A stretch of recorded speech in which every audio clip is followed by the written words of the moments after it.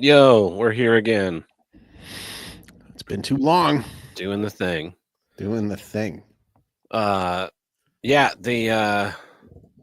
I know you didn't celebrate, but we celebrated our 4th of July, annual 4th of July tradition. This year You blow up a microwave blew up 5 fire? microwaves. Dude. I hope there's footage. There is. I'll play it here in this pre-show. All right. Guess I'll just start at the beginning, or that's the end. Sounds good. Share screen.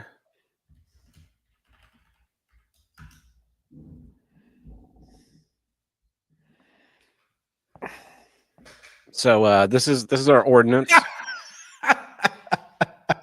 We taped together some artillery mortar shells and reconfigured the fuses. I set up 5 charges. The 3 threes and the 4 are all 5-inch canisters, and then the 2 are 2 6-inch canisters. Mm-hmm. Oh crap! What just happened? There we go. These are our victims stacked up. This one's from 1983. Took it like a champ. This one's the old one from my old job. This is my costume for the 4th of July this past year. Nice. Yeah. World War III Captain America. Pretty good. That's going to be my Halloween costume come the fall. Pretty good. Yeah.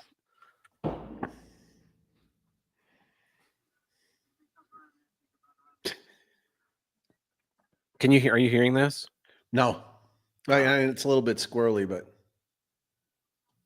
hold on. Let me boost the audio. I probably have to change a setting in this when I share the screen that I didn't click. Entire screen, also share system audio. There we go. Are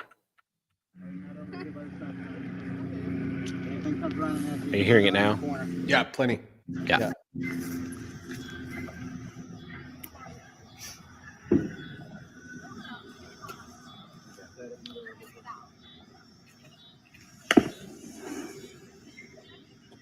So do you like put the fuses out of them and then close it on itself? Okay. I've always been fascinated by this. Yeah, I did it a couple of different ways on this one. I discovered the lighter that Truckin' and Tuckin' gave me was a piece of crap, and so I went with my little cheapo Bic. Worked much better. I kind of enjoying this. You give me a play-by-play over top of this. It reminds me of. Did you ever get the Red Green show? Yes. Yeah. Yeah, it was on PBS. Yeah, it was on. So you just toss it in there, and run like hell.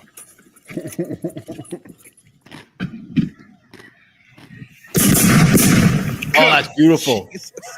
That's beautiful. Yeah, so Tim is filming with my phone here. That's what this video is from. And when he has his phone next to it and is filming in slow motion, but he didn't send me the slow motion videos. So that was we're gonna get that for next episode. 4/5, 1983. So this is the 1983 microwave. I bet the 1983 microwave probably cost more than a car. It probably did, and it also takes it like a champ. Of course it does, because these modern microwaves it probably still works now, even after the firework. These modern microwaves have no structure, so they just explode. But this one you'll see. I don't know if this video. Is your shield battle ready? Yeah, it's steel. So the 1983 microwave is sitting there. We're now using it as a table to blow up the rest of the microwave for the rest of the evening. So where is the this? Fuse is sticking out. This is near my friend Truckin' and Tuckin's house in Oklahoma. Yeah.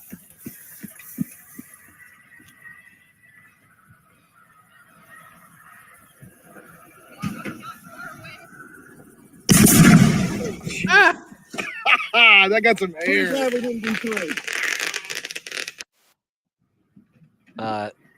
This one is my friend Tom's. and I put it face down to try and capture the blast a little bit better. Okay. This is my favorite explosion of the night. All right, I'm jacking this now. But there's that 1983 microwave. It basically just blew the door up.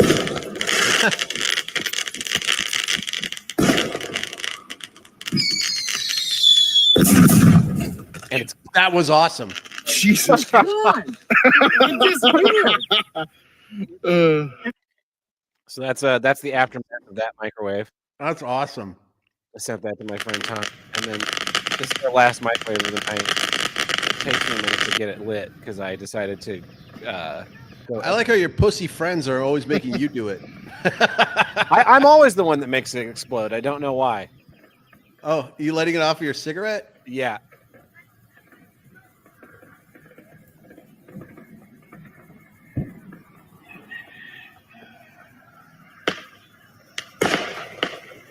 Where am I getting this sound from? I'm getting like fireworks before fireworks happen. There are people down the street also. That makes setting off sense. Fireworks.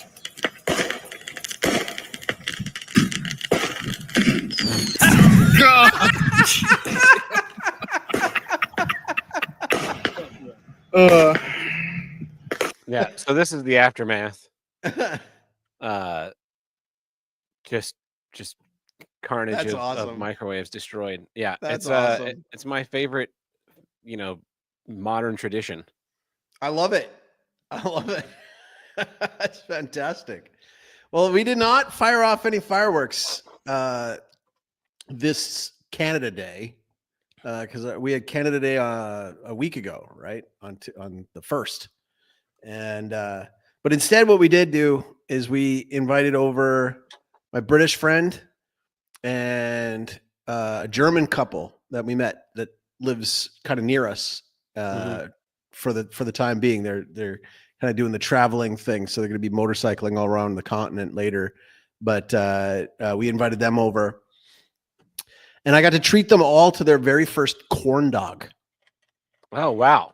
Yeah, no, none of them have ever had a corn dog before, and my corn dog game is on point at this point now with the beef tallow fryer. But yeah, why don't we save some chit chat for the show, and maybe let's get this show on the road.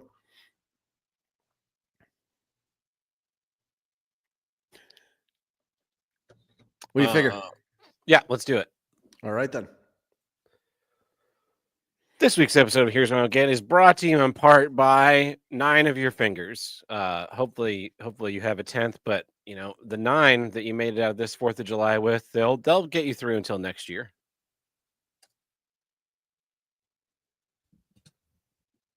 I'm not hearing this. Yeah, I'm not hearing this thing either. Song.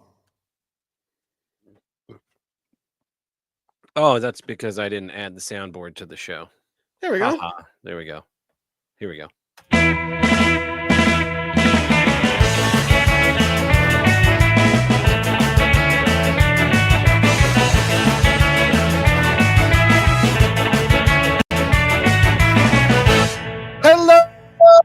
Hello and welcome back to Here's What I Don't Get. From north to south, east to west, the only intercontinental podcast to tackle all of life's toughest issues and the longest consecutively running podcast on the See You Next Tuesday podcast network. I am your host, Tab Burke, coming to you live from the most dangerous city in America, St. Louis, Missouri. And joining me from way down south, it's your favorite uncle. That's right, El Chaco. Hola, mi enchilada. Hey, man. So, How's it going? like, you guys got the long weekend this weekend. Like how often? I guess what is it? Like every two times every 7 years because you're gonna get it on Monday or you're gonna get it on Friday. Yeah. But that must have made it nice. I mean, for your friends, right? Like, yeah, it always sucks on the 4th of July or Halloween or any of those holidays that St. Patrick's Day, you want to get them like on a Friday and it's like on a Wednesday or something. 2 years ago it was on a Wednesday and it really sucked because we ended up we had to come back to do more shows. Or no, I guess it was last year was on a Wednesday. And yeah, it was just like, man, it'd be really nice to just disappear for the whole week and weekend and enjoy the 4th of July like the founders intended. Nope, I got to come back to this shithole, do more shows for unappreciative assholes. I was like, my main client, he said to me like last week, because I made like one little fuck up, right? Like one little fuck up. Like I make like this, I've made this fuck up maybe, I don't know, I maybe make it once every 3 years, you know, where it's like, okay, so what I do is I open up like, because all this formatting has to say exactly the same. So rather than doing it all over again every single time, I just like open up whatever the last one I did is, and then just start writing over top of it. And I save a new file name, and I sent off these things to the client because I totally thought I'd finished the article and done everything right. But apparently I forgot to hit save after I changed the file name before I started rewriting over the last one. And they're like, dude, this looks just like the last article you sent us last week. And so I had thankfully had used ChatGPT to do the proofreading for me. So I had actually copied and pasted the proper thing that I had written. So I fired that off into the thing, got it done. But my main client guy, he comes back to me. He's like, he's like, you can't mess these things up. I'm like, dude, I know. It got caught before it went out. And I don't make this. I do hundreds of articles, like hundreds and hundreds of articles a year. I'm allowed one fuck up like every so often, right? Yeah. So I made this, but like there's this weird thing where they start to think that because I brought up before, I'm like, I'm overworked. I need a break. So they're always like, you should really be telling me when to plan your vacation. You should be doing a vacation and the sooner the better, because you need the rest, which is like the way of saying you're brain dead and I need you to get back on track. I made one mistake, but the problem is that it was it's cold. It's not cold now, but it was cold then. And it was like, that's not vacation weather. And my neighbors, I'll update on that, but my neighbors, that needs to be supervised. I can't just take off and go and do a vacation somewhere. Now's not the time, but I want to. And I think I don't know if I brought it up before, but I don't like stat holidays. And the reason I don't like stat holidays is because I'm a contract worker, so I don't get paid for them. But I still have to work them because all the stuff I do is one day before it goes out. So let's say the Friday is off. That means I can kind of maybe take off the Thursday because nothing's going on the Friday, but everybody else is taking off the Friday. But I need to work the Friday because my stuff's going to go out on Monday, right? So I always have to work. I always have to work on stat holidays, with the exception of Christmas and New Year's. Yeah. And so I actually hate stat holidays more than any, and especially when you also when you're an employer, you have to pay for people's holidays. Now I'm starting to sound like Ebenezer Scrooge, but I really hate, I hate it. It's down in Paraguay here, they have stat holidays all the freaking time. In May, I think they had 4. So Nice. yeah, it's great when you're an employee, but how's it? So you went to your old stomping grounds, and then now you're back. How was the trip? How was the drive? Did you get some listening done? Yeah, I actually listened to old episodes of Here's What I Don't Get while I was driving down. What are you on now? What episode are you on now? 119, I think, is where I am. I think that was what I was listening to today. Where in the tab timeline? 120. I've just gotten my cat Reacher. It's early 2019. It's February of 2019. But yeah, the drive back actually kind of blew because there was a storm that I was right behind, and so after Springfield, I kept getting caught in all these little shockwave jams where people had gotten into accidents during the rainstorm. Oh. And then we crawl along and we get a little bit of a gap, and then we get to the next town where someone had a little accident on the interstate. So it ended up taking an hour and a half longer than it normally does to get back. And I was extremely annoyed because I had this whole plan. I was doing something that evening, and I had this thought. It looked like I was going to get home at 3. I was like, great, I'll get home at 3. I'll take a little nap, and then I'll go out at 5:30 and it'll be fine. And I ended up not getting home until almost 5. And then I was like, well, I guess I got to shower and go do that, and then run, run the other things that because I'm watching my friend's cats while he's out of town. So Oh, boy. it's like, got to run and do that and try and do all these other things that I thought that I had all this extra time for, and I did not, because I got stuck behind stupid people on the interstate. Brutal. Yeah. Brutal. Well, in the pre-show, I was talking about our Canada Day, and we had some guests. We had no Canadians over other than my family. We had our British friend, and we had 2 new German friends over, and introduced them to their very first corn dogs. How are corn dogs not a thing around the world? How is that not a thing? Like, hot They're not dogs are great. everywhere. Dude, corn dogs are amazing when you do them right. When you make them yourself. Like, we're not talking like microwave pogos. I'm talking Yeah. like real, like, you buy the hot dog, you make the batter, you fill like a mug or a glass with the batter. You dip the hot dog in with a like a skewer, and then you put those in a deep fryer. Oh my goodness, man, these things are out of this world. I love them. Like, they change your life. You can have, the other thing is, like, I love hot dogs, but I don't like having too many of them, because like the buns will, there's too much bun, there's too much bread. But like, the nice thing about the corn dogs is that when we do the corn dogs, whatever batter we have left, my wife can just take that, put it in a pan, bake it. We got cornbread, and then you throw that cornbread in with your breakfast the next day. It's awesome. But they never had it. But I threw on some like Canadian music. I didn't set up playlists this year for it though. So I just had to kind of go off of like CDs I had. And, we didn't do it up as well as we normally do. Like, I've done Canada Day where we've done the fireworks thing, but I'm still like a little leery on doing fireworks around these parts right now.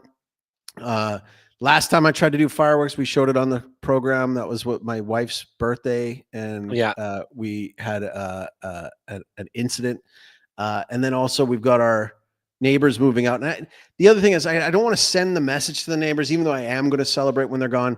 I don't want to celebrate prematurely. So we're kind of waiting on that. But what was the last update I gave on that they were kind of like reneging on the whole thing? Yeah, I think you put in the Discord that they were backing out. Yeah, that ended. The seller lady came back, and like, I called her bluff and it worked. And so she was like, she was like, okay, fine, pay me when it's all done. And then the other people, they're like the neighbors who were bitching about, oh, it's too small, and why isn't he going to build it with bricks and all that kind of stuff. They've come around. So they've got a roof. They've got poles holding up the roof. They've got doors and windows put on, but they don't have the actual walls yet. So the walls are getting put in, and I think we're still a few weeks away, but we're close. Fingers crossed, man. It's almost done. It's almost done. We'll see how it plays out. One of the highlights of 4th of July though was so years and years ago, maybe close to 10 years ago now. No, more than that. The first like big 4th of July celebration that Tim and Truckin' and Tuckin' and I shared together. We bought like a bunch of fireworks we spent like, I don't know, a couple $1,000s in fireworks between us. And we went over to Truckin' and Tuckin's house, and we set these fireworks off and had a great time. Truckin' and Tuckin's dad grilled. It was a great evening, but we fired off this one thing. It was a UFO. And so it was kind of like, the launchers that fire up the normal little artillery shell explosives, but the this best one, kind. yeah, this one had a wooden dowel in the middle, and you took this, UFO looking thing and dropped it in there and lit it, and it spun around the dowel and then flew out of the thing. Whoa. And it flew like wildly high into the sky and then exploded. And it's one of the coolest fireworks I've ever seen. And we've been trying to find something like that for years. And this year, Truckin' and Tuckin' did his research and figured out that like that type of firework is called a girandola. And he found a couple of different girandola brands. effect pieces, and so Uh-huh. he bought like 6 of one, and one of another one, and so we did a bunch on the 4th of July, and we did the 3 of the Girandolas at once, and that was kind of fun. But then on the 5th, we did our annual 16,000 black cats. Like it's a roll that's about 2 feet in diameter, and Okay. so the first few years we just lay them out, just roll the whole thing out down the length of the street, and it takes about 15 minutes of popping, just pop, pop, pop, pop, pop, pop, all the way down. And last year we were kind of feeling lazy, and we decided not to do that. So instead we lit it off Left as the big roll, and it only lasted like about a minute, maybe 2, but it Mhm. was insanely loud. It was so cool. But this year, the way we decided to do it was I rolled it out like 70% of it, but then left a big roll at the end. And so we lit it off, and it started going, and then we started firing stuff that would go way up in the sky. And the last thing we fired off was the big Girandola that he found, and it was just like the one a few years ago, rocketed a mile in the up. I mean, not that far, but it seemed like to go on forever, and then like exploded into this giant explosion. It was awesome. And then it hits this big wad of black cats at the end of the street and just, goes up. Close that. Um, That's awesome. So that was a fun thing to have finally like figured out. So I'm not American, as everybody knows. How does one go about procuring all this firepower? So in Missouri, that you can buy them year round. In Oklahoma, you can only buy them from like June 20th until July 5th or something like that. And so all these little pop-up stands show so up. that's like places. Vancouver, because in Vancouver, when I lived there, they have a weird law, which was you can only fire off fireworks on Halloween. So it's just Halloween is the only time that you can fire off fireworks. And so they would have like these pop-up stores that would come in all for October. So if there was like a strip mall that had like an empty place in it, boom, you've got a tenant for 1 month, and it's just selling fireworks. Whereas here I can get them at all times. And technically I'm supposed to get a permit to shoot them off, but I don't think anybody in the history of Paraguay has ever gotten this permit for shooting these things off. So they're illegal in Tulsa, in the city of Tulsa. You're not allowed to set them off, but people do anyway. And then in Broken Arrow, there's a permit. You go like spend $10 to get this permit, and it's just like, yeah, you can get fucked. Where Truckin' and Tuckin lives outside the city limits, but it's within the county, so nobody really cares. So should we maybe get into some issues? Yeah, let's do it. All right. So here's what I don't get. War. What is it good for, Tab? Absolutely nothing. Say it again, man. Yeah. I was talking about this with my wife, and war. There's a lot that I don't get about war, and one of the things that I don't get about it is like the rules. I always find that the rules of war are weird. Don't you? Like it's like that's against the rules. It's like you're a country that wants to kill the other country, or like kill the people from that other country, and for some reason it's like whoa, buddy, that's against the rules. You did this against the rule. It's like, for example, I like hockey. Yeah. And I like international competition. So you were privy to the Four Nations Cup that came about like, a few months ago. Yeah. But like, it was a Four Nations Cup. It didn't include like this, arguably it's like a 1A, 1B, who's the best hockey country in the world, and Russia was not allowed. And Russia's still not allowed in the Olympics. And it's like, why? Oh, because they're at war. You mean like the thing that the United States has been in pretty much my entire life? But they invaded. Yeah. So did we. Yeah. Afghanistan and Iraq Uh-huh. multiple times over the last 40 years. Uh-huh. And Vietnam and Korea. And it's like, It's like, oh, we got these rules in war. You can't shoot doctors and medics. Like that's against the rules. It's like, but the doctors and the medics are like gonna heal up the soldiers who are gonna shoot your guys again later. And when did we decide on these rules? Like I thought, like, again, like it's mainly the rules of war I don't understand.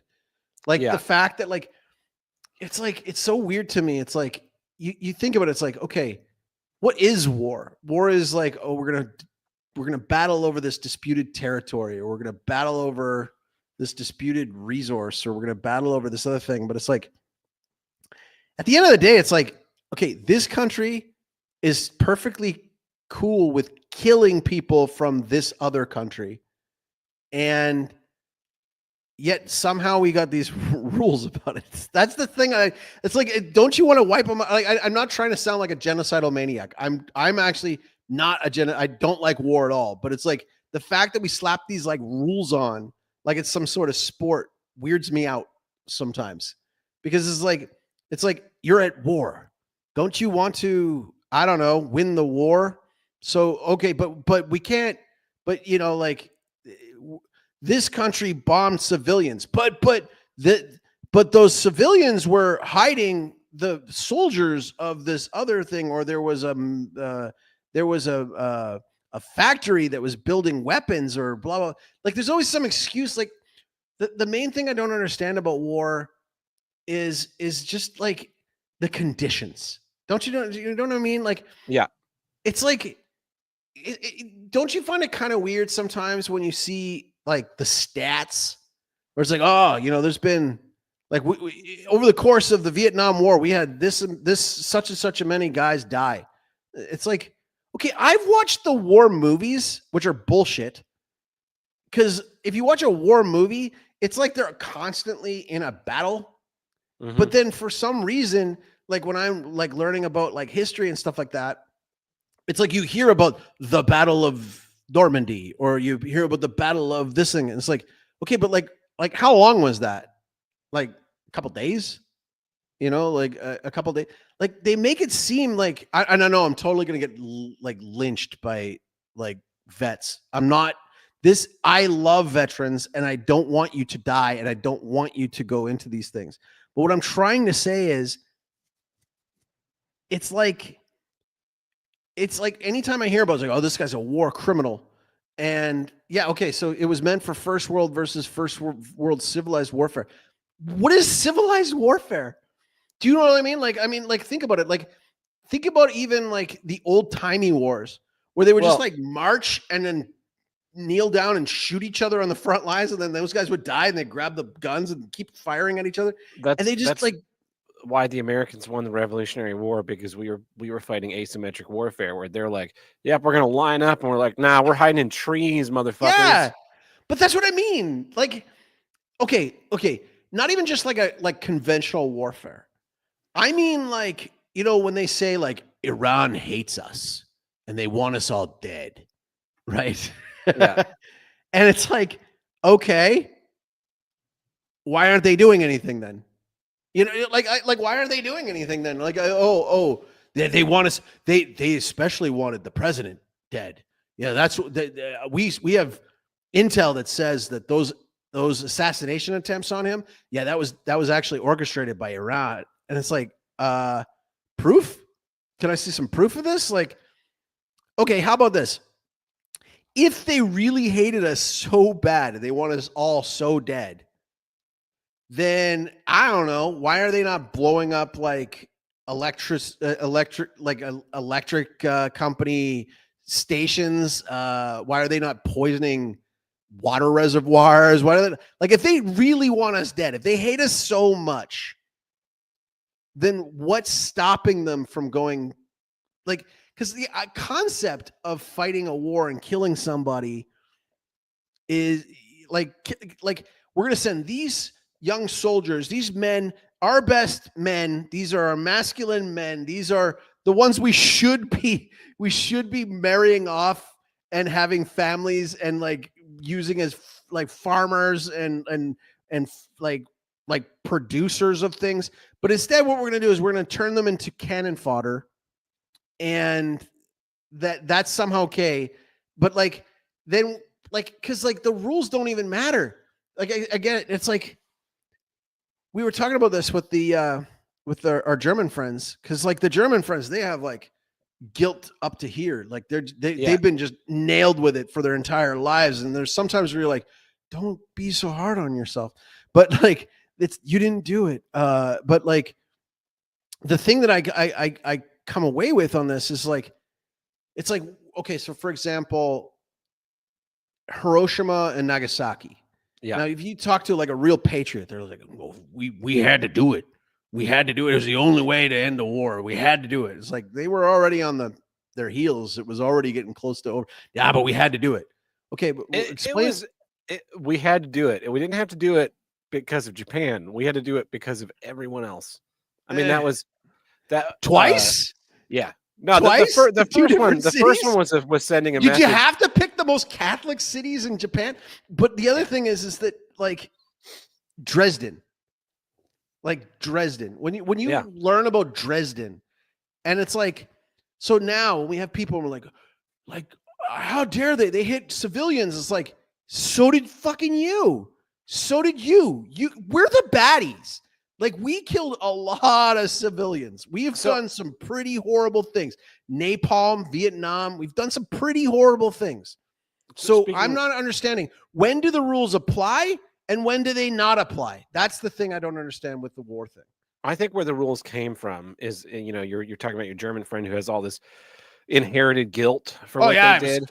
He's like, can't even look at his grandparents in the eye because he's like, how did you guys not know? And it's like, like I don't.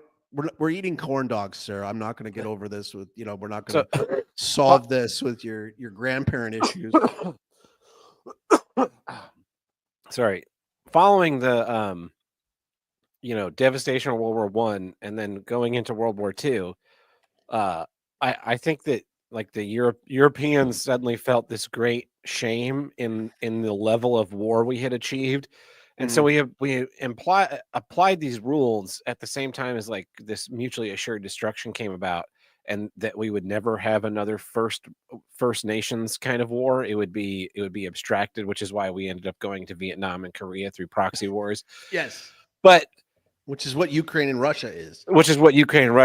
But then it was like, if Europeans or the United States decided to declare total war on anywhere, other than another European country, we would absolutely destroy everyone in that society. I mean, it would basically, like, if the United States wanted to in 1948, it was like, you know what?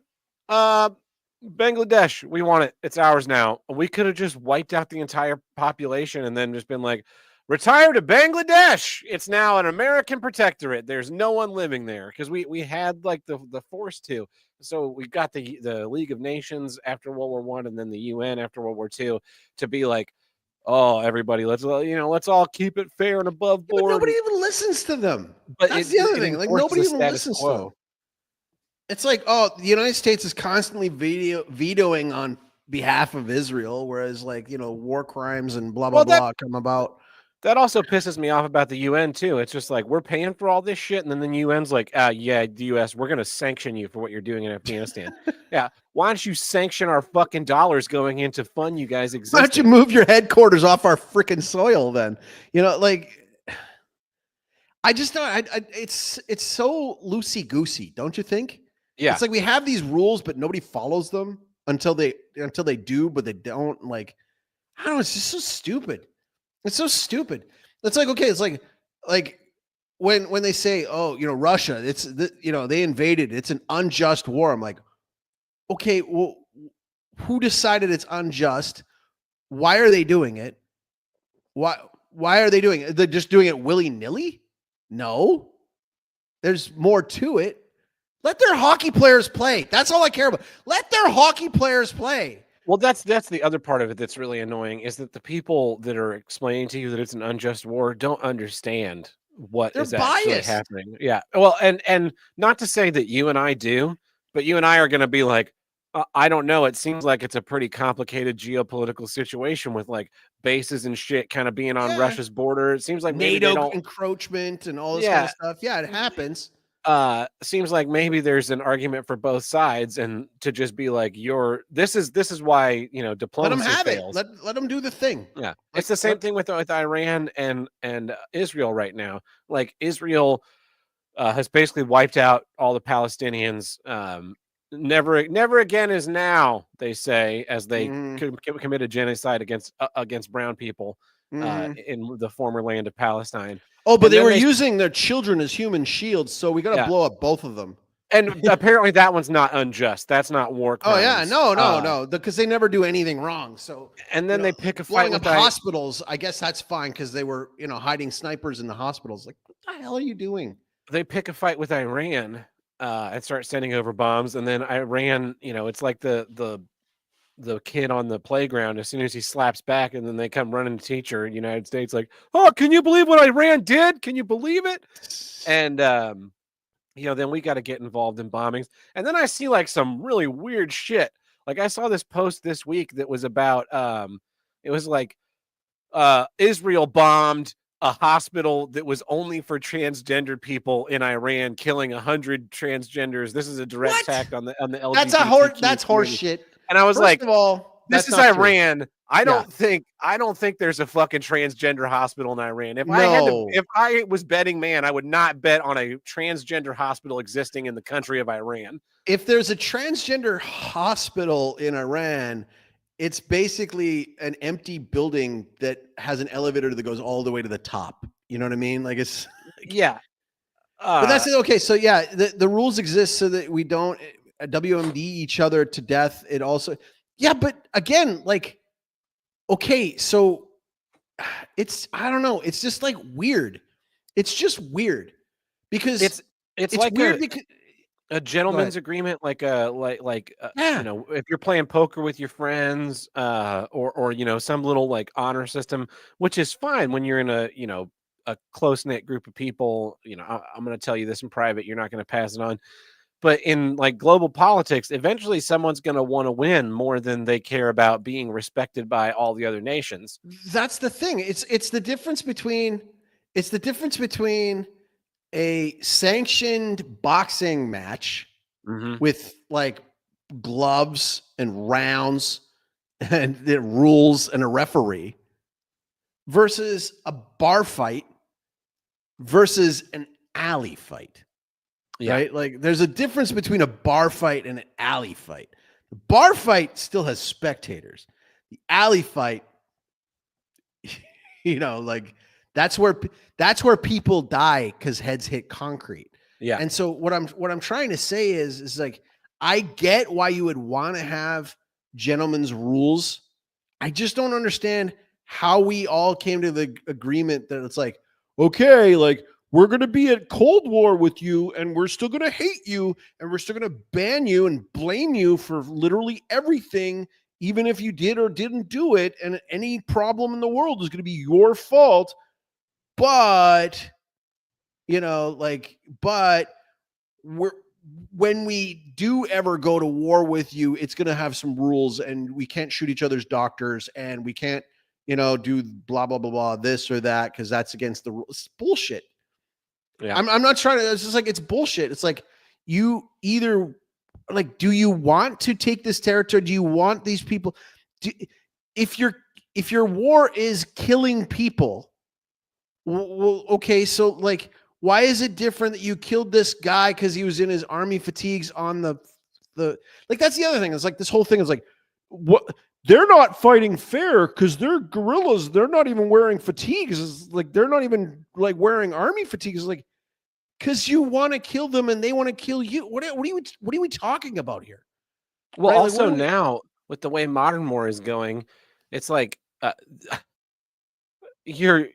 the stuff in the Ukraine is kind of mind blowing in that you've got people, I don't know where they are, flying drones, dropping grenades on people, and then live streaming that shit to the internet.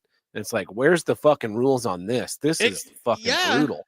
But the other thing is too, it's like, and we're just supposed to look the other fucking way when it's like you've got like Zelensky like blocking dudes from leaving the country. You got like 70-year-old men with like, being conscripted. Like what are we doing? Yeah. Okay, so you have rules for that. Like that's the thing. It's just like it's so murky and weird.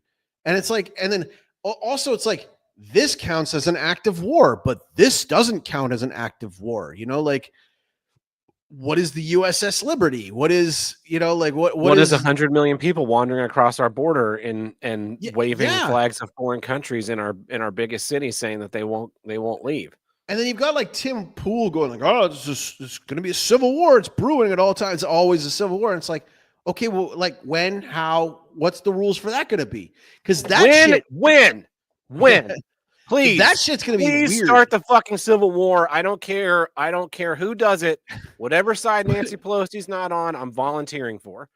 Whatever. But then, side, like, what are we gonna do then? Are you gonna go, okay, all right, I guess it's a war now, guys. So I'm on this team and you're on this. Like, what are you gonna do? Like a street hockey game? You're gonna like put your sticks in the middle and toss blindly, like who's on what team before you like. For me, I'm gonna look at the people that I hate the most and go, which side gives me the chance to kill them, and then I'll be like, all right, guys, I'm with you. Shirts versus skins. We're gonna go kill all those people, and I'm gonna be. I don't know if I've told this on the podcast, but I have described it in real life several times. I am gonna become a war criminal. This is my dream. I'm gonna become a war criminal. I am going to become the Tooth Fairy, because what I am going to do is I am going to kill my enemies, and then I'm going to extract their teeth from their head. And then I'm going to load my shotgun shells with your teeth. And I'm going to kill your friends with your teeth. And then harvest their teeth to kill more of them. That is some cold-blooded, psychopathic murderer shit. But again, like, won't you win? Won't you win if you do that? Like, again, like it's like, it'll be totally demoralizing. Well, it's like the whole thing of like this, like this threat of war. It's just to make you feel scared all the time, right? It's like this threat of war. We're at on the fringe of war. There's blah blah blah. That we might be sending people off, and it's like, okay, but like we have tech now. Like we can do an EMP and shut down an entire grid. You know, like you can knock down an entire grid. You could knock down communications. You could do all that kind of stuff. I get it. Like, we have some scary weapons, and I'm glad we're not using them. I'm not advocating for like psychopathic war. I'm saying I find it odd that we have these arbitrary rules that were drawn up 80 freaking years ago or 80 or 90 years ago that we're supposed to pretend everybody adheres by. But like, there's all this like turning a blind eye to it all the time. So it's like, oh, Putin's the worst, and he did all these other like these things that were over the line. Definitely no hockey team, no hockey team. But like Gaza and Israel's like, oh yeah, let them back into the FIFA World Cup tournament. That's fine. That's fine. Let them win the Eurovision. That's fine. Totally fine. What are we talking? What? How dare you criticize this? How dare you? Like, I mean, didn't you watch them on the paragliders? But it's like, I don't know, man. It's just it's still weird to me. And again, it's never like it is on like the movies. Because when you're watching the movies, it's almost like they're fighting, they're shooting each other. People are dying every day. But then you look at the stats, and it's like, it's like you see how many soldiers have died, and you're like, that's a lot. But it's also like, but that's it. Yeah. Like we've been I remember during Afghanistan or Iraq, there was someone was, our lost service people was high, but then someone showed how long like World War I and World War II and Korea and Vietnam would have lasted at the same death rate that we had in Iraq. And it was like World War II would have lasted 80 years or something. Yeah. It's not good to see them die, but I guess they do die less. There's also a lot less like cannon fodder maneuvers. But I think with these rules and stuff, it's trying to abstract the idea of total annihilation. And I was just looking up because I couldn't remember the name of the episode. A Taste of Armageddon from the first season of Star Trek, the original series. They land on this planet that's been at like a war with another planet for 100 years. And in order to like get rid of all of the messiness of war. It's all done by computers, and it's just like, all right, we declared this sector of your city destroyed, so everyone in that sector is going to have to report to the booth to get killed. Moved out. And that way, like the cities don't get destroyed. We're not like having to rebuild all our. Oh, shit. that would be uncivilized. Yeah, because that would be uncivilized. And so the Enterprise is like in one of the zones when they first arrive, and they're like, everyone in the Enterprise has to sacrifice themselves to be killed in this war. And Kirk is like, counterpoint, fuck you. No, that it came up the other day, and we were just like, I was talking with my wife, and it was like, I don't know, there's some sort of thing, and it's like, I'm supposed to get outraged because so and so is like not acting like in like the regular, you know, this is a war crime. This is what do you mean? It's a war. You're literally like, my guys are gonna kill your guys. Your guys are gonna kill my guys.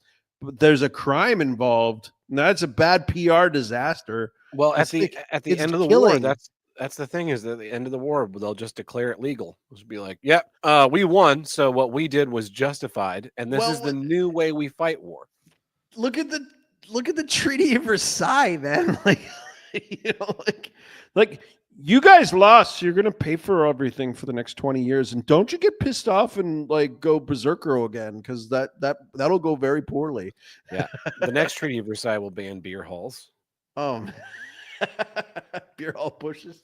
Yeah, it's like, yeah, we're gonna put you on trial, and we're gonna squash your balls, and we're gonna do all this kind of stuff. But yeah, it's I don't know. Deaths are less permanent, but permanent disabilities are higher because of better medical treatment. That makes sense.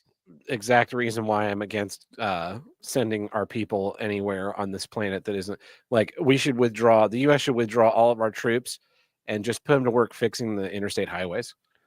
Well, and it's like, that's a weird thing too, because they're always like, you know, it better not become a ground war because Iran's got a standing army of blank amount of people. And it's like, okay, but you have missiles. Yeah, but you can't win unless you're on the ground.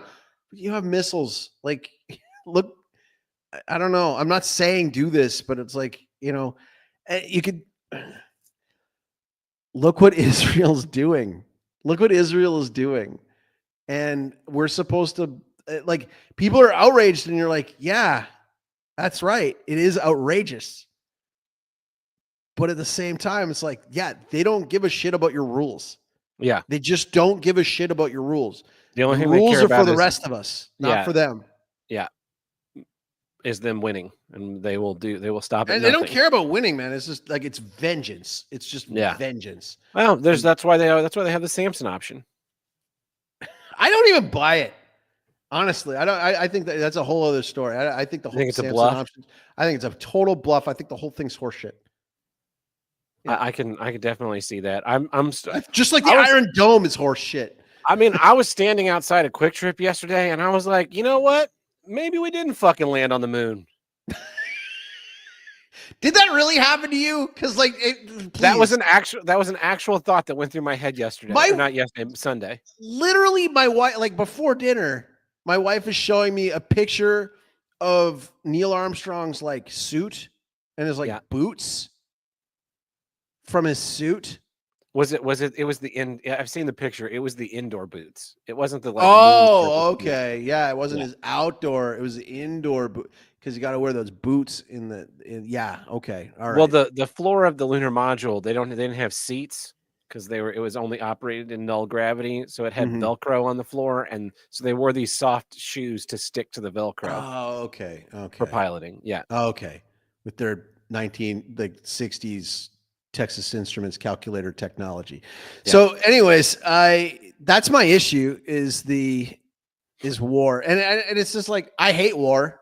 I wish war didn't exist. I understand why it flares up from time to time. I think that politically, I think ideologically, I think there's just going to be too many conflicts till the end of time. Yeah. And like the Bible even says, like, beware of like when they say like, health and safety or whatever. It's when times are peace and safety, it's like, yeah, don't believe them. We're at that stage right now where it's, again, like I always just find it weird when it's like, you know, when Russia invaded Ukraine and you find out why, and they warned and they tried to like diplomatically handle it, and you find out that there are tons of Russians that were already in that area. They tried to separate, they tried to do their own thing. It's like it's not black and white. Yeah. And then I'm supposed to act like it is. Because that's what the media wants, because war sells. War is great for TV. War is great for the news. War is great because you can divert attention away from scandals like lists that don't exist. Yeah. So that's my issue. Well, speaking of lists that don't exist, that brings us to the middle of our episode, which means it's time for Listless News. This is all the news that's fit to not list. Yeah. Doesn't incorporate lists into it. Yeah. We're not The list counting doesn't down. exist. We're not aggregating information to keep together in one spot. There's no video footage. No, although there is video but there is. footage. Yeah, but there There- wasn't, but then there is. But We were now there told. is. Yeah. I did see a great AI video of Hillary Clinton walking into Jeffrey I saw Epstein's that. cell, and I was Yeah, like, I saw that today. That was great. This is The what 1 AI minute of should be used missing for. footage. Yeah. Someone, yeah. What a fucking nothing burger disappointment. Fell for it again award that was. You mean thinking that they were going to actually prosecute on the thing, and that? Well, when, you know, like- no. What's irritating beyond reason is that, what was it, like 2 months ago, 3 months ago, they marched out those fucking grifter faggots with their binders.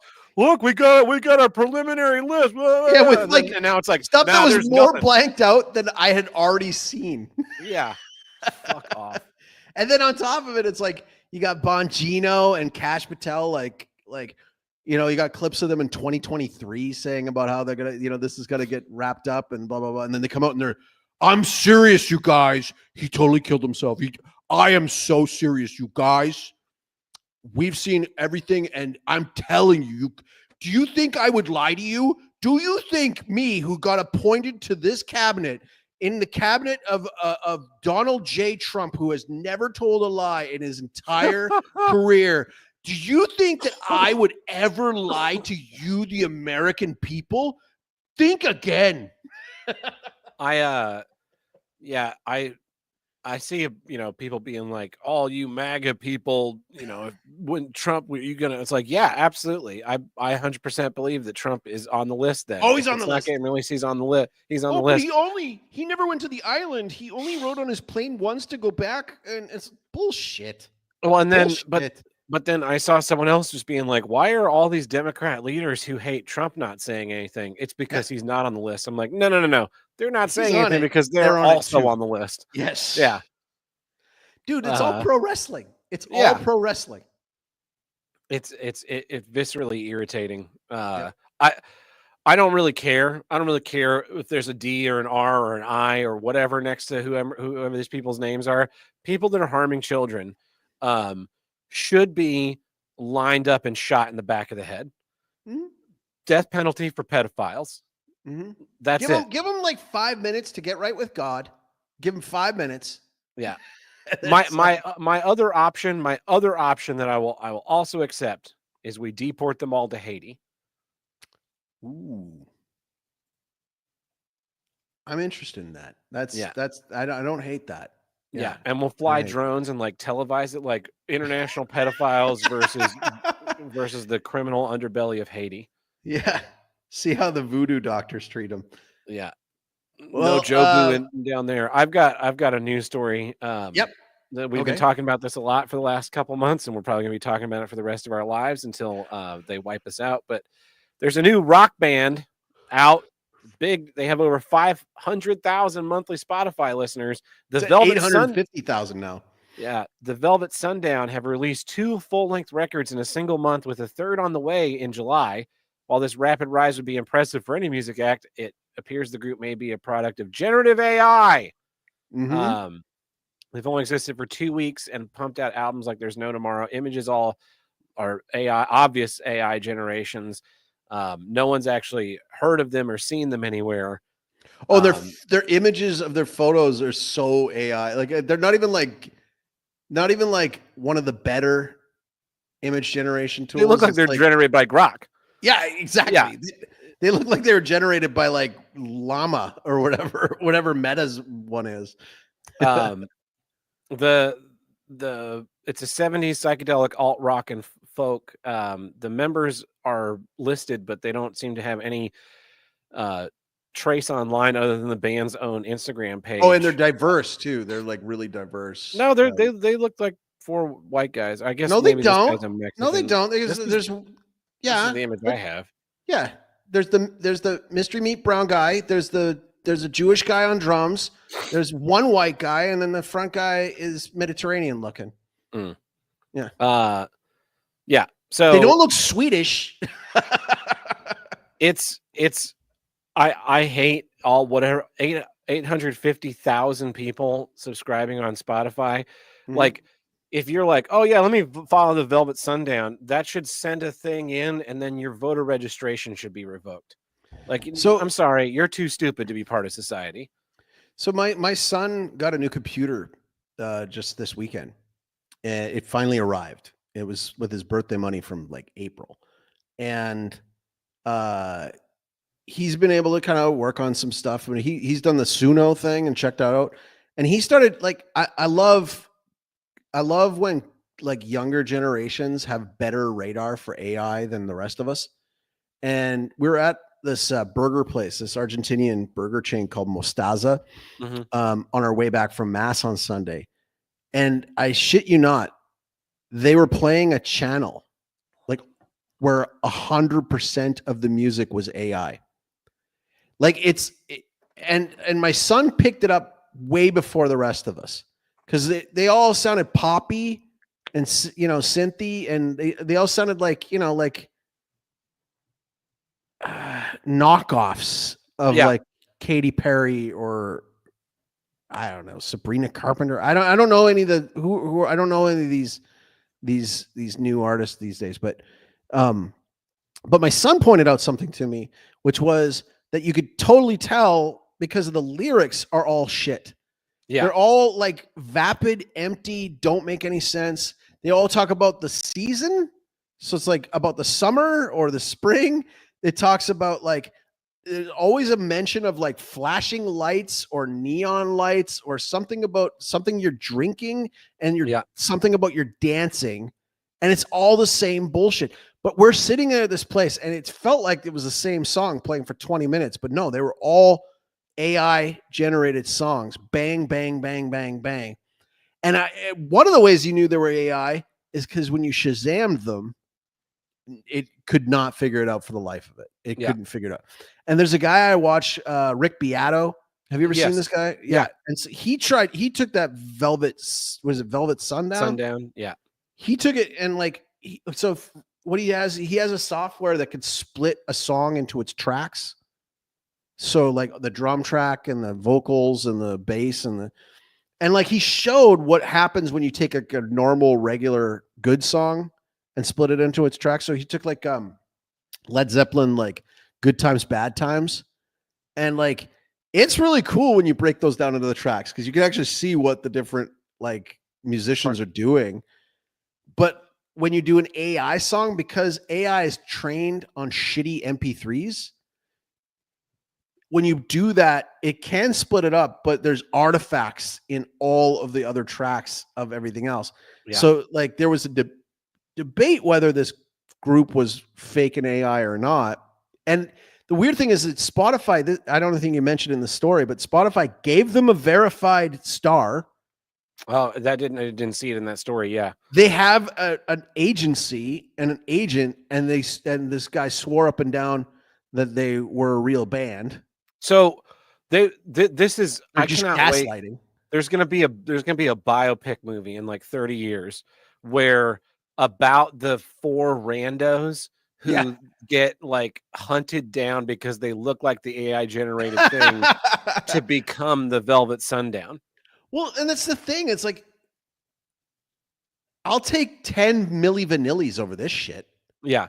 Well, you were talking about the lyrics, and one of my favorite songs of all time is Blues Traveler Hook. Oh, I love that Because song. it's Yeah, him 'cause it's making him, like, fun pointing of- out that these songs are about nothing, and Yeah. I'm just like, I imagine we need, like, we need a hook 2, a sequel to that song to, like, that's an AI that that's calls out the that AI. calls out the AI.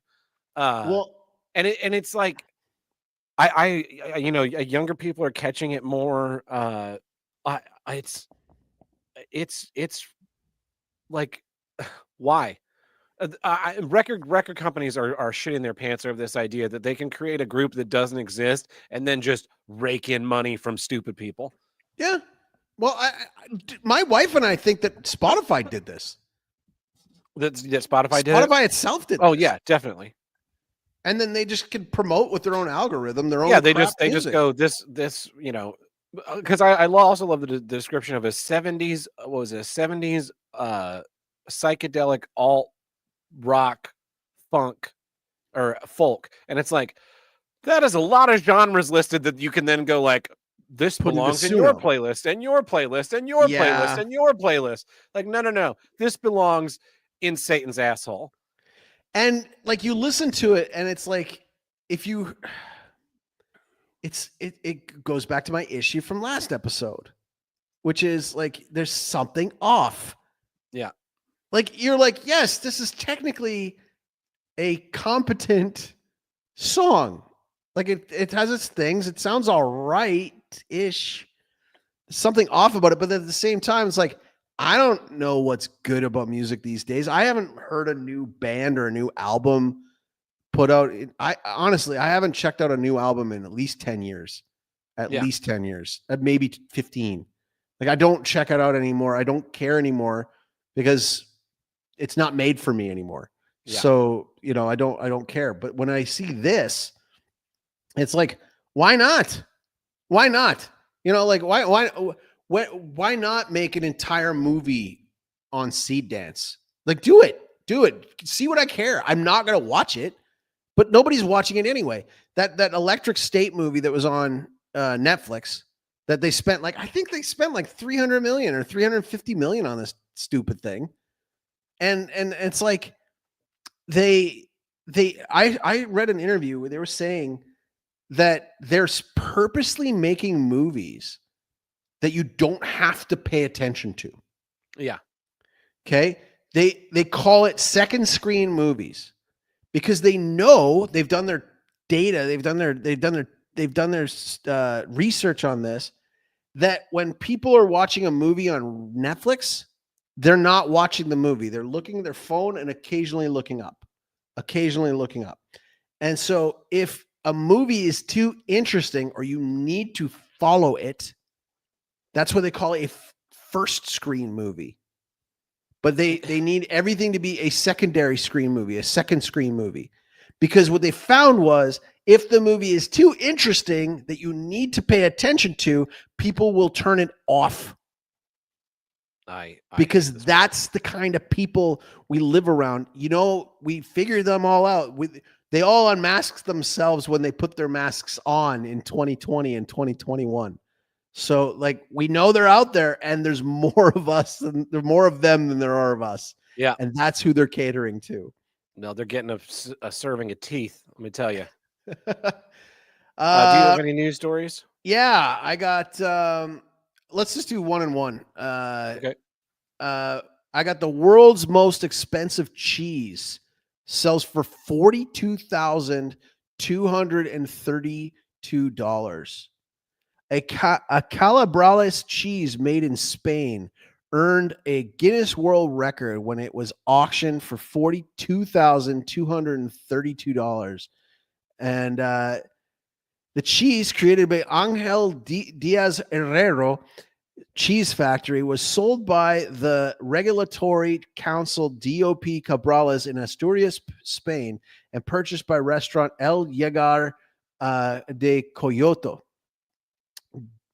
Guinness World Records declared the dairy delicacy to be the most expensive cheese sold at auction. The cheese hit the auction block after the Regulatory Council named it Mejor Queso del Certamen, so best cheese of the competition.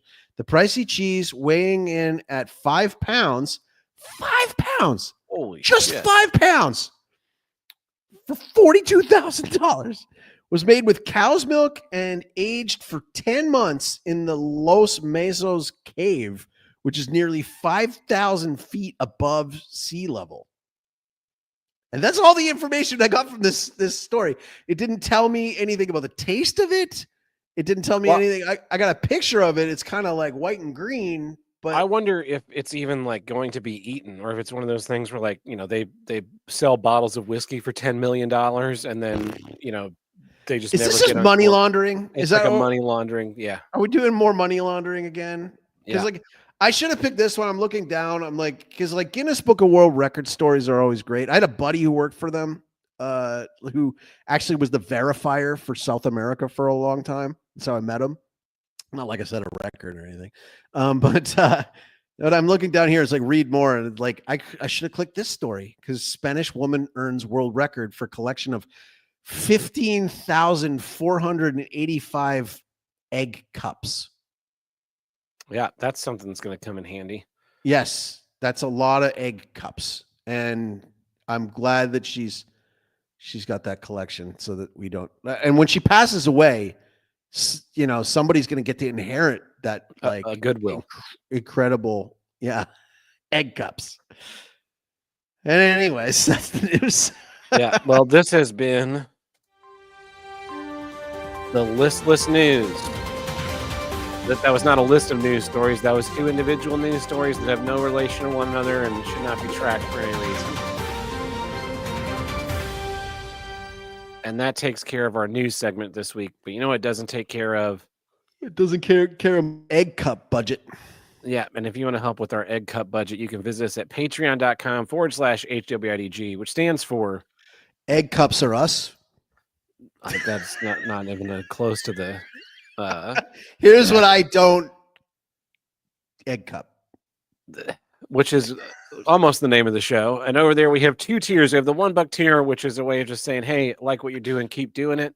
And then we have our $5 tier where we throw out some bonus episodes. We did a bonus episode 69 a couple weeks ago. 69, dude. And Chaco and I both brought in 2 do-gets. It was a pretty good bonus episode. I enjoyed. We should do another one soon. We should. I don't remember what the do-gets were off the top of my head, and so I'm just buying time to look at my phone and figure out what they were. Parasite Cleanses, Patio Weather, Classic Movies, and Green Spaces. There we go. Yeah. It was a good one. It was a fun discussion. Yeah, and there's more do-gets on the horizon. Do-gets are always fun. And now look, we should be taking advantage of this time. Yeah. A little bit. Yeah, getting caught up maybe. Yeah. Well, I'll do that between all the other things that I'm doing. Which I'll find out about after the show. So. Yeah. Briefly, because I do have to go run and do one of the things that I'm doing. Yeah. Anyway. All right. But let's get back into some issues. And here's what I don't get. Feminization. That's right. I'm angry with women because I'm a misogynist incel. Oh, I can't even trust you. I can't even trust you anymore now that you've brought that up. That is one thing that has become really fucking annoying, is that the word incel has stopped meaning a person who like can't have sex because they're reprehensible in some way, and now just means a guy that women don't like. You mean like, yeah, it's like I realize that this is probably the spectrum in me talking, but it really annoys the shit out of me that we have words that have definitions, and then we just get to kind of fudge them into something else and be like, no, like that guy sleeps around all the time. Now he's an incel. Like, I don't think that word fucking means what you would think it means. And then they also like turned around the word simp. Like I saw a debate where they like simps, and it's like, no. Simp is bad. Simp is a bad thing. No, what's wrong with simps? They give you stuff. Oh, women, what are you doing? Yeah, but what I'm really talking about is the way that our culture has shifted to, we have eliminated masculinity in so many forms, and we've feminized not on this show so many aspects of our culture then it's like when you start to think about it that way, you start to see what the problem is. There was a news story a couple weeks ago where it was like girls outperform boys in all subjects except math, which is a huge problem. And it's like, whoa, why is this a huge problem? Like, shouldn't it be kind of 50-50, you know? But oh no, girls have to outperform men in everything. So what they do is they like change the rules of math to so like this is what school has done for decades is they made it less about education and more about conformity. Yep. And girls are much better at conforming, following rules. They like, you know, structure and routine and those kinds of things. And little boys like to burn ants with magnifying glasses and stack things really high and jump off of stuff. And or my son who's like shooting our orange tree and like he's like so psyched because he can hit the same orange 10 times and explode the hell out of it. Yeah. Like men just want to wander into the woods and find a cool stick. And dude, when was the last time you got a good stick, by the way? It's been a while. Dude, I find good sticks all over my property whenever I want them, and but change your life. It will change your life. But then so what school does is it's like we want these female behaviors of conformity and like socialization and that kind of thing, and we don't want kids picking up big sticks. So they make picking up big sticks bad, and they make group projects good. And when boys pick up sticks, they're bad. And when girls do well in group projects, they're good. And then like we train boys to act more like girls as opposed to letting us both act differently. And as that has like completely snowballed in culture to where, you know, then you get out into the business world and you have to create these pointless jobs of making people feel good about stupid shit. So which are better suited for a woman. A few years ago, I read this book, Bullshit Jobs by David Graeber. And like the basic synthesis of the book was, as humans, we all want to be productive. And most of the jobs that exist in the world these days are not like actually productive. You're not creating or producing anything. And so it's demoralizing and it makes you hate going to work. And we've done that because we had to expand the workforce by 50% because we cut the way that we can earn money down to the point where you can't, you know, support. My grandfather made a little more than half of what I make a year and raised 5 kids in a big house. They had 2 cars. My grandmother didn't work. And it's like, I make way more than that. And I have a hard time, you know, feeding my They wanted your grandmother to work. You know what I mean? Like they saw your grandmother not working and they're like, we can't tax her. And we want to tax her. Yeah. So they create this bullshit job so they have another person they can tax and then they slap a thing on it and they go, well, who else was going to organize for like to go out and buy the cake so that we can take all the birthdays in the office in July and celebrate them together in the meeting in the boardroom this Friday. And so we can be really happy about that.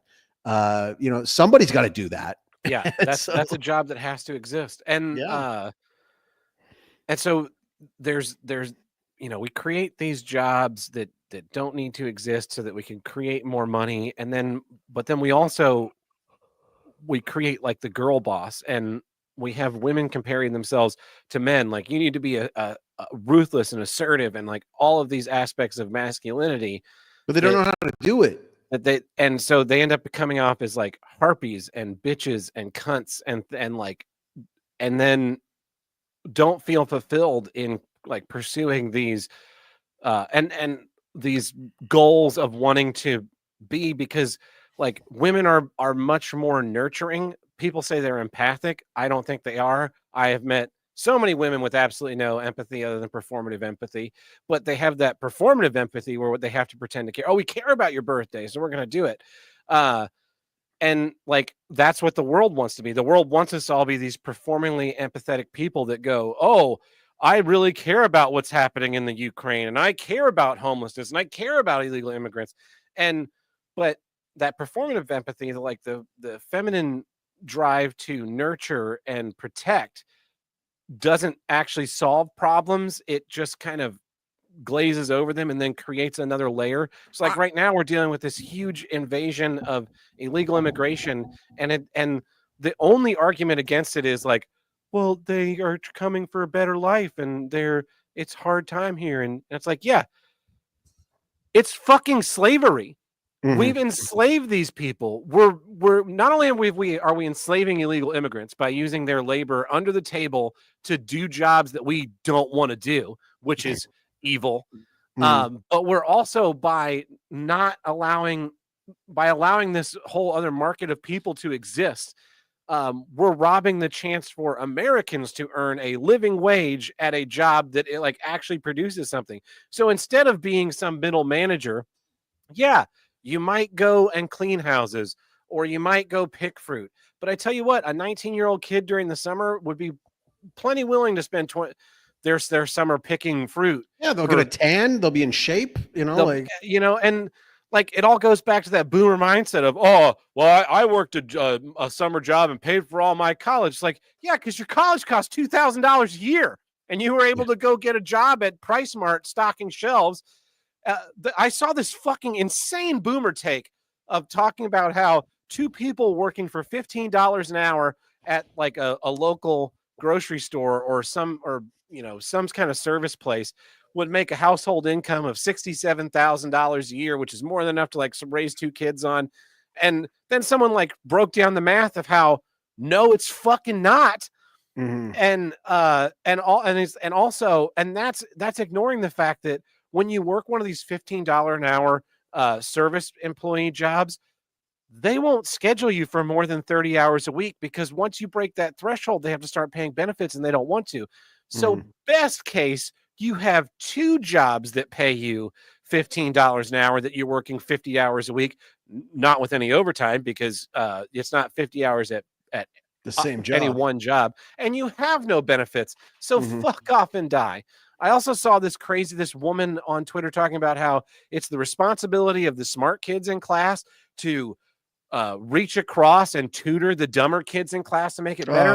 And I was like, no. That's not the way fucking school works. Because again, feminization, we can't look at students and go, look, you 10 are really smart. We're going to send you off into your own class and work at the rate that you want to work at. You 10 are really fucking stupid, and we're going to not have you be part of this class. And all of you people here in the middle are going to learn at the rate that normal people learn. No, instead what we do is everyone gets taught to that bottom 10 students. Because and then the top people hate school because school is super boring, because you're just waiting for the next unit like that you've understood for the last 3 weeks. But because little Johnny in the corner is an idiot, you have to take forever for it. Yeah. I think I told this story on the show before, but in the second grade, the teacher was like, oh, Tab has ADD. He's got ADD. He's not paying attention. And they put me through this whole fucking battery of tests.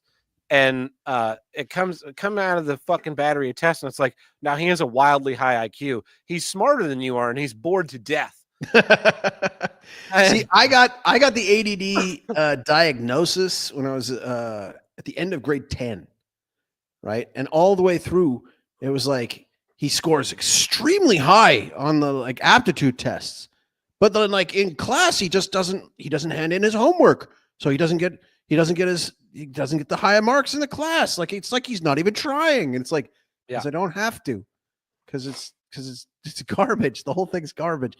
But so what ends up happening is students, we have this performative empathy that we're going to lift up the bottom 10%, and you're never going to lift up the bottom 10%. So you either have people who try and escape from it and still excel, or you have people like me, where by middle school I was like, this is a tremendous waste of my time.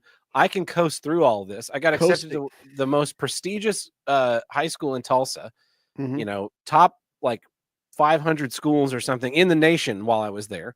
And I graduated like 9th from the bottom of my class. But you graduated. But I graduated. But I wasn't like taking, everyone's taking these IB classes and AP classes and worry about their grade point average and worry about that. And I'm failing classes left and right and going to summer school. And it's like, yeah, none of this really fucking matters. And I kind of hate it. And I kind of hate that, like, if I do well, it'll make them look good, even though they've done nothing to make me like this. Like, I can sit here and I have a great memory and sit here and rote memorization and fill out your history test and read your little book and give you what I learned also early on in high school was the teachers don't care what you think. They want to hear what they think said back to them. Like, I can do all that stuff. I just don't fucking care. Right. Well, that's the thing too, is, you know, well, I want to take it back a second here. Like, you said something about the women empathy thing and nurturing, and like in the workplace it doesn't make any sense because they're not your kids, but in the home it does make a ton of sense. It's actually more valuable to society. Yeah. But one of the biggest problems is that when we insisted that a woman isn't a full woman unless she's got a career. And then at some point you're like, well, you can't give up your career. You worked hard for your career. That, like, what ended up happening is that it split up the family. That was the whole point of it. The whole point of it was to split up the family, get another tax base, split up the family, have the kids go into like daycare or into after school care or in somebody else's care that is getting paid, who the government can also tax. And so like it's layers upon layers of this stuff. And you got all these jobs that, you're right, like they don't need to exist. They don't even need HR to exist. No, HR used to be a thing that was for the employee to be like, I need to, like, I'm afraid to bring this up to my boss. How do I go about doing it? Now it's like we have HR to come in and make sure that we don't have anybody wearing a red hat on the weekends. Make sure that we don't get sued for all of the evil and horrific things that we're doing. Yeah, that's really what's going on. Yeah. The other side of school in that too is as we've pivoted education to be more towards that like girl ideal, they've gotten rid of the classes that like boys engaged with. You know, by the time I was in high school, so I worked with a guy who graduated from the same high school I did, but he graduated like 15 years before I did. Actually, I worked with a guy who graduated 10 years and then a guy that was 15 years. But those guys had an automotive shop. There was an automotive shop in the school and a wood shop, and you could take those classes and learn. And we had one in my high school. Yeah, I used to get my like wheel alignments done and like my oil changes all done at my high school by my like peers. Every year they would rebuild the car and then sell it and buy a new junker in the next year. And it's based. That class did not exist when I was at the same high school, because at that point it was this magnet, prestigious college prep high school, and we can't have you guys being grease monkeys. And that's why I'm in theater. That's why I went into theater, was because tech theater class was a class where I could produce something. I could create. I would work with my hands. I'm building sets. I'm creating, you know, learning how lighting works. I'm learning how sound works. Like, there's a tangible asset that I can like point to. I'm building props and painting things. And it's like, wow, this really engages my brain in a way that sitting in a class and learning about World War II for the 15 millionth time, it just doesn't. Not that I don't find that interesting. I just don't care. Whereas this I care about. And so like, if my school had offered a mechanics class, I might be a fucking mechanic now, but that's not what was available. Theater was high enough art that they allowed it, but lowly enough that we got to use power tools. And I was like, this is fucking awesome. Finally something that I can actually like do and create and not just be fucking sitting here. And I'm tired of that in society. I'm tired of, we're not the same. Men and women are not the same. Nor should we try to be. Nor should we try to be. And it's okay to admit that. And it's okay to admit that we have different drives and different wants. Men want to go out and conquer and, explore the world and destroy and fight wars. And women want to like nurture and build homes and create like little nests. That's why women love that fucking game, Animal Crossing. You're just building a little digital nest for your little digital character. And it's like, you could be doing this in real life if society hadn't tricked you into wanting to be a girl boss and, manage everything in the world and take over, corporate America.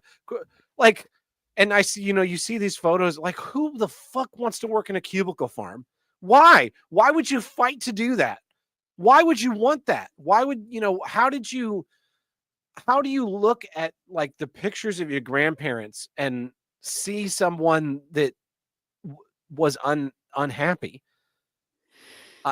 How can you look at that world and go, that was a huge mistake? That was oppressive and horrible. And no, it's interesting because when you bring it up about, like even like the movies, right? So even like the movies, it's like Disney.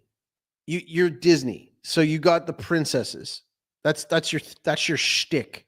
Mm-hmm. Okay, but like Aladdin still was like appealing to boys, right? The Lion King appealed to boys too, and yet you buy a property like Star Wars, and you're like, well, we can't have this be targeted at boys anymore. We must make this a girl brand, and it didn't work. And it doesn't work. And you do that all the time. They do that all the time with properties and trying to, I remember as a kid, you walk down to the toy aisle and, there was a boys aisle and there was the girls aisle. Mm-hmm. And that's okay. Like, it's okay. Boys like race cars and smacking stuff, and girls like dolls and playing house and, stuff that's pink. But now it's like we need Scarlett Johansson to be beating up a 260-pound brute in a movie because that is going to put butts in seats. I don't know. I don't know what it's. Last year, was it 2 years ago, when the Barbie movie came out, right? And all these fucking YouTuber guys are like, oh, this Barbie movie is woke. I heard it's actually good though. People liked it, but I was like, I don't have an opinion on the Barbie movie because I'm an adult man who does not give a shit about Barbie. I'm not the target demo. I'm not going to see it. Why would I ever care about a Barbie movie? And why do you care about a Barbie movie? Because like, it's a movie for little girls. Let the little girls have their little girl movie. Yeah, but that's the thing though, is that like when the executives are putting it together, it's a Barbie movie for little girls, but they're not going to make their money back if it's only targeted at little girls. So they have to target it at women, and they have to throw in just enough to make it so that the women can maybe talk their boyfriend into coming with them. Yeah. Well, that's why I thought it was funny. Cause I the only thing I heard about it is like the Ryan Gosling Ken character. Cause they go in the real world. And of course it's like, you find out about the patriarchy and he's like all about it. And I thought that sounds hilarious. I was like, all right, I want to see that. But yeah, like we just continue to emasculate men. And then, we've got agency has been taken away from men so much. I saw this post where a guy is in prison in England because a man was raping his wife. Oh, I heard about this. And he broke 3 of his limbs. Yep. And the judge decided that was too much. Too much. That was too much. And I'm like, the fact that the guy is still breathing is kind of a miracle. I can already tell. He should be given an award. I could probably give you. I won't on the air say it, but I mean, I could probably narrow it down to 3 categories of which this judge would fall into. One of 3 or 4 categories, and let's just say you ain't one of them. You ain't one of them. And we continue to see the suicidal empathy as we have these female judges and commentators and stuff, and it's like we want to live, and the cognitive dissonance is amazing. Where it's like, we not just live in female judges, man. We want to live in a walkable cities, but we also don't want to, prosecute any crimes. Like, well, you really can only do one or the other. Yeah, like you might need a little bit of stop and frisk if you actually want us walking around. It's a little bit of stop and frisk. I get it.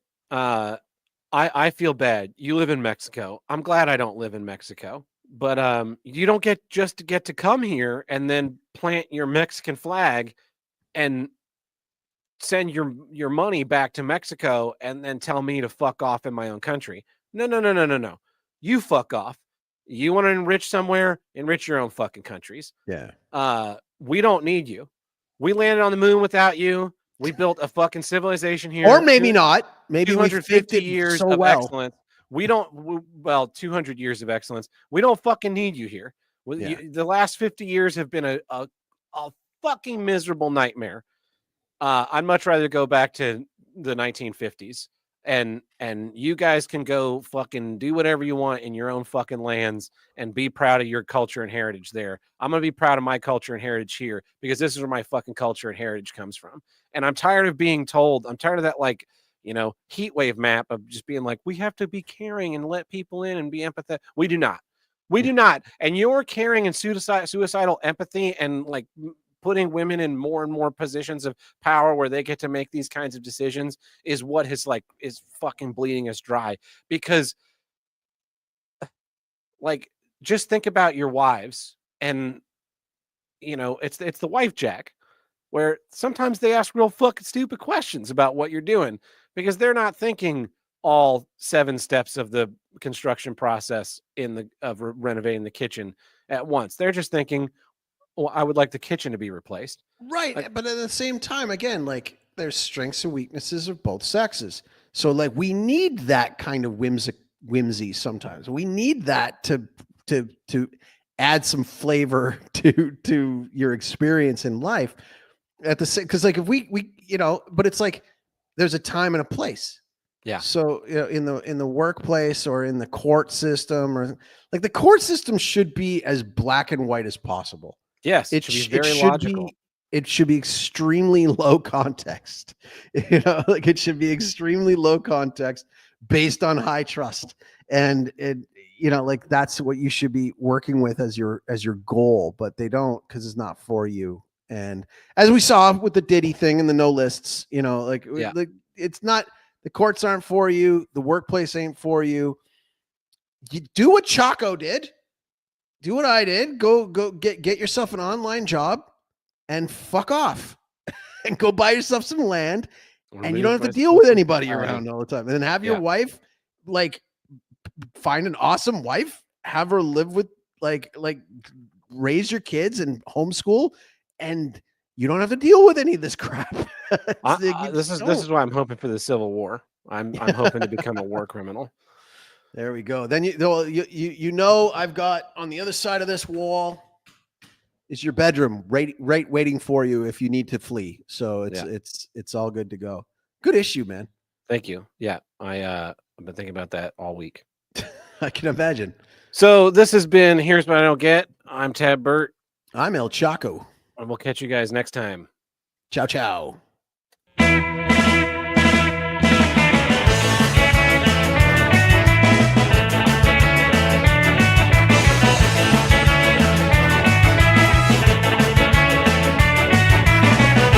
If you want to call into the Here's What I Don't Get hotline, call us at 704-750-9434 and tell us what you don't get. Let's start this part after. I just gotta take a break for a second here. Can we start it in a second? Yeah.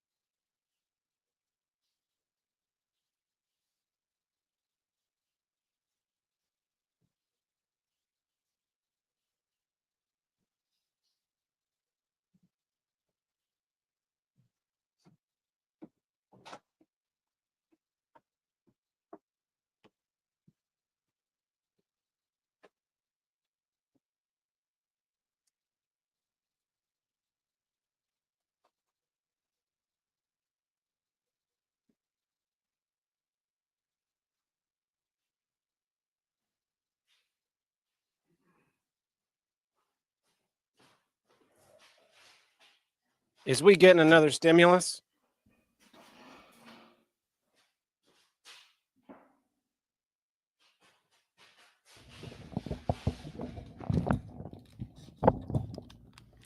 Sorry about that. With my sunglasses on, you couldn't see that my eyes were turning a shade of yellow. So I had to go. Yeah, I feel that. Well, we've only got one voicemail here, so All right. it seems to be a follow up from the one from last episode.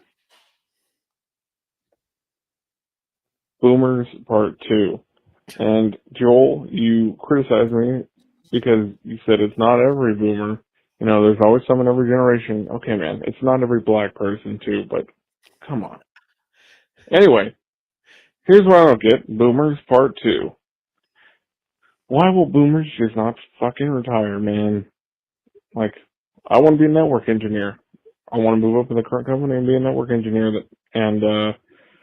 You know, every time I look up the long chain of command to get there, the long road that I have to take, it's always, oh yeah, the next role, there's a guy who's waiting in it, because the next role after that one, there's another guy who is also waiting for it, because the role that he wants is, there's a guy who's 78 and just refuses to retire. He's just working himself until he dies because, I don't know, he finds it fun or something.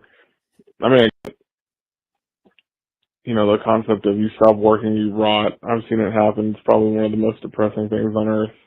Yeah. Working in the grocery store back in the day, and there's some guy who's been putting apples on the shelf for 50 years, and finally he retires. Everybody throws him a half-assed party with a slice of pizza and a piece of cake, and he's out the door. And one of two things happen every time I ever saw it was they either die or they come back in a year and a half because they're so fucking bored at home, just sitting there rotting, and they pick up a broom and decide to go work for the company that they've worked for their entire life. It's depressing. But anyway, yeah, I just want these fucking boomers to get out of the way, man. Move on so that way new blood can get in there. I just want a job. But of course, you know, the boomer would retire and they replace it with Indians. Yeah, that's another big problem going on is you know, Microsoft just laid off like 2,000 people here and then applied for 6,000 H-1B visas. It's like, no, that shit needs to get nipped in the bud. It won't. That's suppressing our wages as well. Microsoft is like the biggest investor in OpenAI. And then you got Larry Ellison, Sam Altman, and the SoftBank guy. Like, we're talking like the first week that Trump was in office. And he's in there and he's touting they're going to make the biggest, beautifulest data centers. You know, we're going to be ahead of everybody in AI. But yeah, they don't. I feel you. They don't get out of the way. Not in politics. Like, look at your Senate. Oh man, look at your Congress, and I don't know. They just need another boat. Maybe another boat. they don't have any. They don't have any hobbies. They don't have a personality outside of like working. That's not true. That's not. There's plenty of boomers with hobbies. Like, there's plenty of boomers with your dad. Your dad is Gen X, right? Yeah. Okay. To the caller, look, I get it. I keep in mind, like, my folks actually watch this show, and I love them dearly, and they're boomers, and they're my favorite boomers. So I get it. I'm not going to do the whole hashtag not all. You're right. You're right. Like a good chunk of boomers totally suck. You know, I also know that because my parents aren't friends with them anymore. Because like they unfriended my parents because they didn't get the jab, or they didn't wear masks, or they didn't, you know, they don't hate. That's another perfect example of suicidal empathy and performative empathy and feminization is that consensus filter that we had to go through. And now it's just like, it's, you know, when your wife or girlfriend, you get into an argument about something and you're right and they don't admit it. And they just kind of pretend like it never happened. Like, that's what we've done. The pandemic has been completely brushed under the rug, and we're pretending like they didn't say that you couldn't come to work if you didn't have wear a mask or have a shot, and all of these other like things that I was alive and saw with my eyes and remember, because I have a brain that remembers things. And it's just like, nah, that's not the way the world works, Tab. You got to think about it with your girl brain, where you do the thing that feels good right now, and then when you regret it later, you pretend that it didn't happen. Have you seen those girl brain TikTok videos? Have you heard about this? Have you seen this? So like there's like girls, like women like putting up these videos on, and they like they're kind of happy about this. It's like videos about how when they're out with their boyfriend, or some of them with their husband, that they can shut their brain off. They can just think about whatever they want, and they're it's videos of the guy like basically saving her life over and over again of like, don't walk into the street, and like don't Yeah. like don't run into that pole. And like they talk about this is a real phenomenon where if they're with the guy who that makes them feel safe, the best part about it is they can shut their brain off and do, you know, just like be completely inward, like they're listening to their own podcast, you know, like throughout life. They don't have to think about whatever is going on around them. I wish I could live like that. Well, yes and no, you know, like, and like, yes and no, like part of, like I always do when we're driving as a family, I always drive. Yeah. Right. I always drive. And like, that's not to say my wife's a bad driver. She's not a bad driver. She's a good driver. But like, there's like a stress awareness, spatial, this, that, speeds, distances, other people. I would rather deal with that than let her have to when we're doing these kind of things. I would rather her be able to look at the phone while we're driving, and I'm doing all that, right? Like, because the thing is I'm better equipped for that, even though I'm still like stressed out and like hate it. Like it's just a better equipped thing. Cause one of the things that doesn't happen to me is I don't have to pull over and like de-stress in the midst of, you know, that's a very rare occurrence, you know, like to have to like pull over and be like, I can't, it's too much, which is not to say my wife does that, but that is a woman trait. We're back to your issue again, but back to the boomer thing about the, like they do have hobbies. They do have hobbies. Like, in fact, I would actually argue, I would say that a lot of boomers have more hobbies than we did because they had more free time. Like, I think they had more free time. And by free time, I mean, when they left the work, it was left at work. Yeah. And they didn't have a client that could could hit you up at all hours. Dude, I was like 11 o'clock last night. I was back in my office sending things off because I just got my approvals at like, you know, like 11:15. And it was like, I have to do these kind of things, but it's because they don't allow you to have that brain turn off time. That's our generation now. Yeah.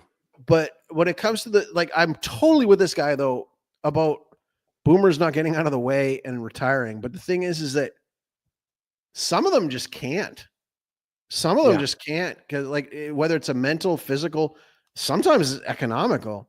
You know, some of those boomers, maybe they got divorced and they weren't able to save up for retirement. Maybe they got jacked. Maybe their social security, maybe all that shit is like, you know, it didn't go so well for them. Maybe they made a bad bet or two. And we're all going to do that. Cause the thing is that as much as we bitch about boomers now, a good chunk of it is not boomers. It's old people.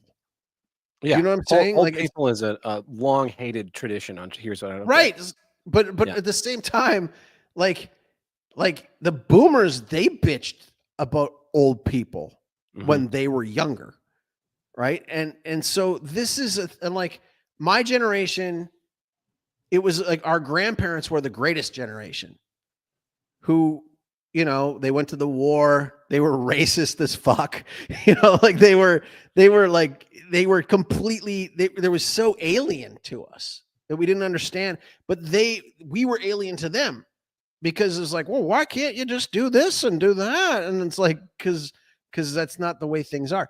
But I'm at that same point now, like, cause there's always going to be a generational gap that like my kids' generations are going to totally bitch about Gen Xers and millennials. Yeah. And they'll have a right to, they'll have a right to, because by that point we'll realize all the things that we do shitty and suck at, and they're going to point out for us and all the things we fucked up in their world.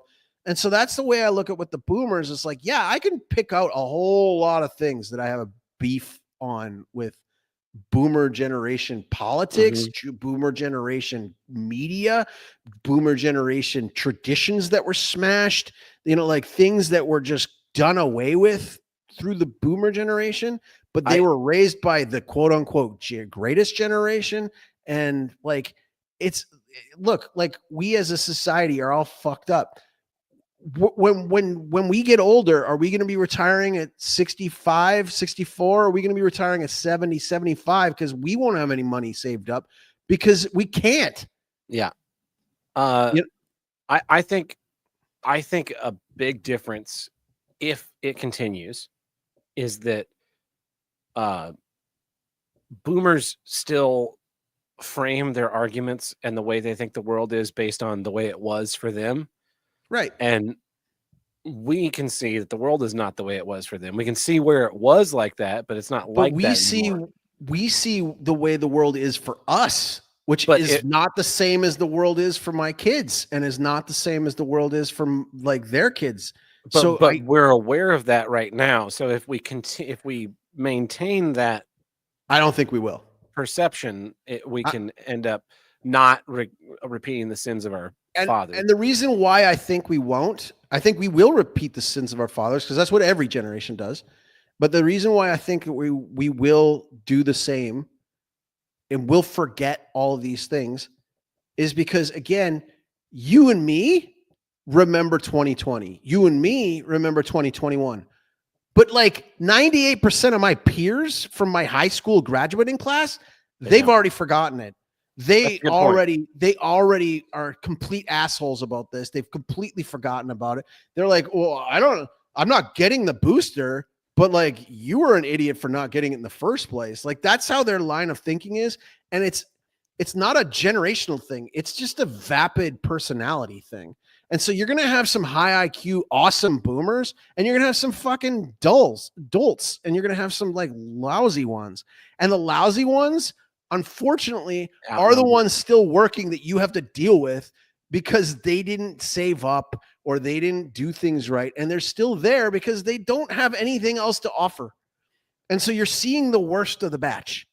That's that's what you're seeing. And they're staying there because that's all they know they're good enough at, to keep that job. And that's they're not leaving it. Yeah. Because after that, they don't have an identity anymore. Right? Like they don't have an identity anymore. They might not get along with their kids. They might, like, there's a whole other backstory going on in there that might make it so that this particular boomer set that you're seeing sucks.